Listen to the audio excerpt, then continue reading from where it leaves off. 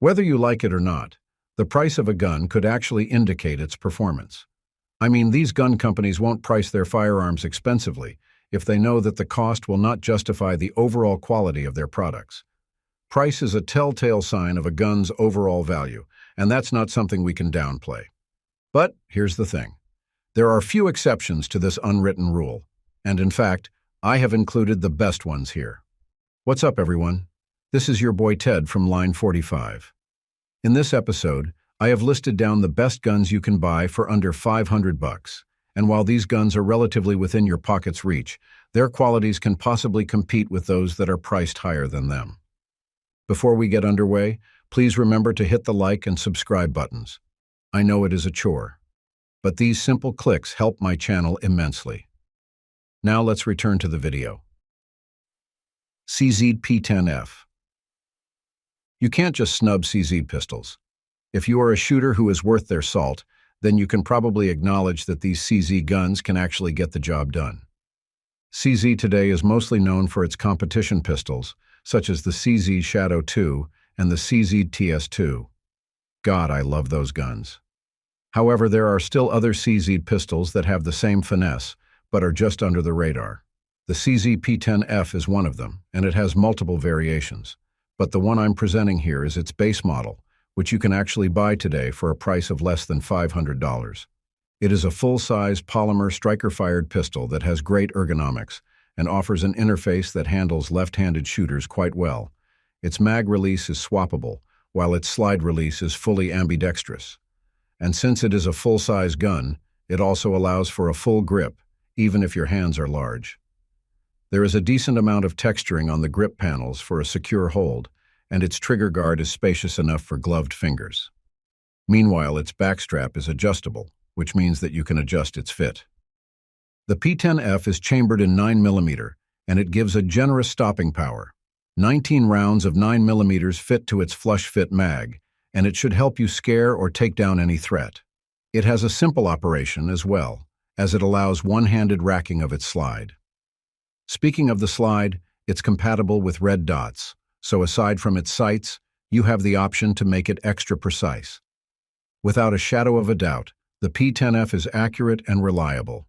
It gives a good feel on its trigger, and its recoil is pretty minimal in the grand scheme of things. Yeah, all those things for a price of less than $500. Walther PDP. Another ideal pistol to own that will not require you to spend big is the Walther PDP. Similar to the CZ P10F, you can acquire a full-size PDP for less than $500, and it will shoot like it's a $1,000 pistol. Just this February 2024, Walther Arms launched a metal version of the PDP. Of course, that one is downright expensive, so we will be sticking to the original polymer model. It's still a striker-fired gun chambered in 9mm that features a steel slide. It has a barrel length of 4.5 inches and offers a standard capacity of 18+1. And hey, there's a compact model as well that offers 15 rounds on its magazine. Now, all Walther PDPs have ambidextrous stop levers and reversible mag release buttons. These features make the PDP a good option for both right and left-handed shooters. The trigger quality doesn't suck as well. Walther calls this the performance duty trigger, and it operates better than most of the striker-fired triggers out there. It has a short take-up before hitting a wall. It's crisp, smooth, and resets rather quickly. However, the most fantastic aspect of the PDP is its grip ergonomics. From the aggressive texturing down to the subtle finger grooves on the side of the grip, all these design cues enable shooters to hold the PDP as comfortably and securely as possible. Its backstrap is adjustable, so you can choose which backstrap fit works best for you. And I should not forget its super-terrain serrations on the slide. Unlike the serrations you can see on other pistols, the serrations on Walther PDP are girthy and deep, ensuring that the slide can be manipulated with minimal effort. The sights are similar to the sights used in Glock, but these ones are better. Overall, the PDP is a stunning shooter, and it's trusted enough by LEOs and competition shooters alike. It's a good find if you want an affordable and highly capable pistol. Canik TP9 SFX. Arguably, one of the best pistols you can get for $500 or less is the Canik TP9 SFX. Canik has finally established itself as a top brand for polymer, striker-fired guns with innovative features and consistent reliability. The TP9 SFX in particular is an awesome pistol to own, and it has qualities that are just beyond its price range. It's a very flat shooter and a speedy one too. The trigger performance is surprising for a striker-fired trigger, and for the most part, it doesn't really feel that it's a $500 pistol. It should be more than that. In fact, the Canik TP9 SFX is suitable for the USPSA Carry Optics division. It is a high-capacity handgun. Standard magazines of the Canik TP9 SFX hold up to 20+1 rounds of 9mm, which gives you sufficient stopping power. The slide is easy to rack, and it is even compatible with different red dots. It comes with different mounting plates on its package, so all you have to do is choose which optics you prefer. But even without its optics, I feel that its front fiber optic and rear black sights still enable fast and precise target acquisition. As a full-size gun, this Canik offers an excellent sight picture, which in turn enhances its overall accuracy. I said that it shoots fast, and that's because its reset is almost negligible. Of course, the Canik TP9 SFX isn't really perfect. For example, the texturing on its grip isn't as aggressive as you would expect it to be. Well, it's still manageable, but I would love it even more if it had an extra grit on it. This is just a simple observation on my part and doesn't really take away from the overall finesse of the TP9 SFX. CZ P07 Series 2. Another CZ pistol that fits our bill is the CZ P07. You can get this gun new or used for $500 or less, which solidifies its overall value as an affordable hammer-fired pistol. One notable fact about the P07 Series 2 is that it represents the second generation of polymer pistols produced by CZ. Compared to its predecessors, the gun has been modernized to meet the requirements of modern gun buyers.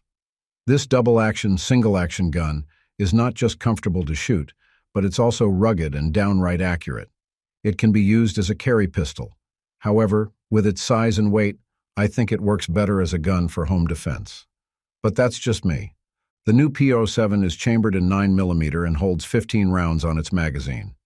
It features the Omega trigger system that lets you swap between a safety and decocker mode, which is beneficial for a traditional double-action, single-action setup. It gives you the freedom to down the hammer for a first-shot double-action. The sights are fixed, and they are your conventional fixed 3-dot setup. These sights aren't flashy, but they do work nonetheless. The P7 also has a 3.75-inch cold hammer-forged barrel, and the entire thing spans a little over 7 inches long. Basically, it matches other popular carry pistols like the Glock 19, HK P30, and Sig Sauer P320C. But among them, the P07 is bulkier and beefier, which gets us back to the point I raised just a minute ago. Still, the P07 has a rugged and durable design. It tames the recoil of 9mm rounds easily, and with its good trigger design, it's easier to shoot the gun accurately. Not to mention that the P07 has superb reliability. The trigger requires 100 rounds or so for it to wear in fully. After that, it will operate consistently and nicely. For its price, it's indeed a high-value purchase. Beretta APX A1 FS. The Beretta APX A1 made its debut sometime in 2021, and it was eventually followed by the APX A1 FS or full-size. The full-size APX A1 is chambered in 9mm and arrives with a semi-auto striker-fired design. One of its striking features is its trigger, which is unbelievably crisp and smooth. It has little to no take-up, and it breaks cleanly too. In fact, the trigger is a major driving force for why the APX A1 FS is a favorite choice of many civilians and law enforcement folks. Aside from the trigger, the APX A1 FS has good grip ergonomics. It's straight, which allows for a more natural hand posturing, and the 360-degree texture on the panels keeps your hands bolted to the grip. Meanwhile, the controls are accessible and ambidextrous, while the angled slide serrations are aggressive enough for easy racking and manipulation. Similar to the previous guns I mentioned, the slide of the APX A1 FS is cut for optics, so yeah, you can make it extra lethal and precise, making it a superb choice for personal protection or competition. Unfortunately, its iron sights don't co-witness, so that sucks a little bit. Fortunately, it has a good grip undercut, which pushes your hand higher on the grip. Of course, this means that it gives you a better position in minimizing its recoil. I am also a fan of its spacious beaver tail. The APX A1 FS is more or less the same size as the Glock 17. In particular, it is about 7.5 inches long, while its barrel stretches up to 4.25 inches. It is compatible with 17-round mags, but you can also slot 15-round and 10-round mags if you choose. In terms of reliability and accuracy, I find little to no fault on the APX A1 FS.